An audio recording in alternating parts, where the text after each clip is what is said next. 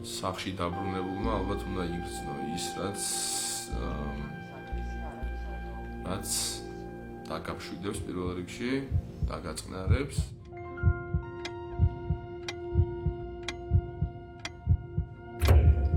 და გეკნება იმის საშუალება, რომ შვიდაწყნარად იფიქრო იმ ყველაფერზე, რაც სახლს გარეთ ხდება. სახლში უკვე 8 თვეა ვერ ბრუნდება, რადგან ქართულმა ოცნებამ ახალგაზრდა მსახიობის სინდისის პატიმრად აქცია. მსახიობის ეს ხმა არქივში გამოცემა ინდიგო მიპოვა და დღეს მის დააბადების დღეზე გამოაქვეყნა. ვთქვი, რომ არ ვიოცნებო და მაქსიმალურად რაღაცა რეალობასთან ვიყო ახლოს კავშირში. და მაქსიმალურად რაღაცა აწმყოზე ვიყო კონცენტრირებული და თუ 10 მყოში ისე დავალაგებ რაღაცეებს, რომ მაყოფილი ვიყო. მე რაღაცა იმ სურვილების გამოდის რა.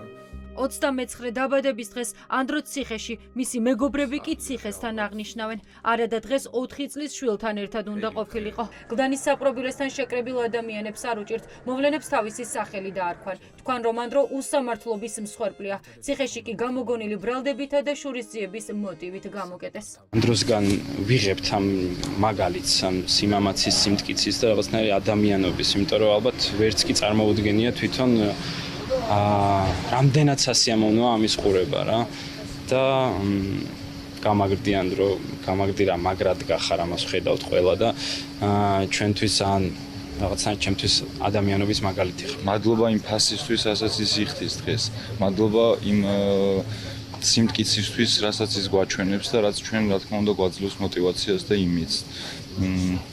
რეჟიმს დღეს ანგრევს ანდროს და პოლიტპატიმრების სიმტკიცე. წიგნები ერთადერთი საჩუქარია, რომლის შეგზავნაც ციხეში შეიძლება და დღეს ანდროსთვის განკუთვნილ ამანატშიც წიგნები იდო. მე მინდა უთხრა, რომ მისი სიტყვები, რომ ძალა და სიმართლე როცა შენშია, ვერაფერი უკან ვერ დაგახევინებს, არაზუსტი ციტატაა, მაგრამ შინაარსი ეს იყო, ჩვენ გვაძლევს ბრძოლის ძალას უკვე 8 თვეა და რასაც მადლობა უნდა უთხრა ამისთვის და მაგალითის მოცემისთვის. რაც შეეხება წიგნებს, ჩვენ 8 თვეა, ცოტა მეტი დავდივართ სხვადასხვა პატიმრებთან. ეს არ არის მხოლოდ ანდროსთვის, რა თქმა უნდა, მათ შორის არის წიგნები ანდროსთვისაც, მაგრამ აქ არის წიგნები სხვადასხვა პატიმრებისთვის. ლიკა გუნცაძეს შვილი 8 თვე არ უნახავს, ის სასამართლოზეც ვერ მიდის. იმდენად უმძიმს ანდროს ბადრაგების გვერდით წარმოდგენა, რომ ურჩევნია ისეთი ახსოვდეს, როგორიც პატიმრობამდე იყო და მის გათავისუფლებას დაელოდოს. დედა სინდისის პატიმარს უსურვებს, მისი იდეები 4 კედელმაც ვერ ჩააქროს. მე აღარ მინახავს ანდრო 8 თვე. ამ ეტაპზე მიჩვენია, რომ ჩემი შვილი არ ვნახო ბადრაგებს შორის. მინდა გისურვო, რომ არც 4 კედელში, არც დიდ სივრცეში არსად არ გაჩერდე. სულ იფიქრე იმაზე, რომ განვითარდე და არ გაჩერდე, სულ ახალ იდეები უნდა მოგივიდეს და აუცილებლად ყველაფერი კარგად იქნება, მე ამას გპირდები. დღეს სინდისის კიდევ ერთი პატიმრის ვეფხია კასრაძის დაბადების დღეა. აგვისტოს ომის მონაწილეს 54 წელი საკანში შეუსრულდა. ძლიერი საქართველოს წევრი ციხეში პროევროპულ აქციებში მონაწილეობის ბრალდებით გამოკეტეს. დღეს მის მხარდასაჭერად თანაგუნდელები და ოჯახის წევრები გლდანის ციხესთან შეიკრიბნენ.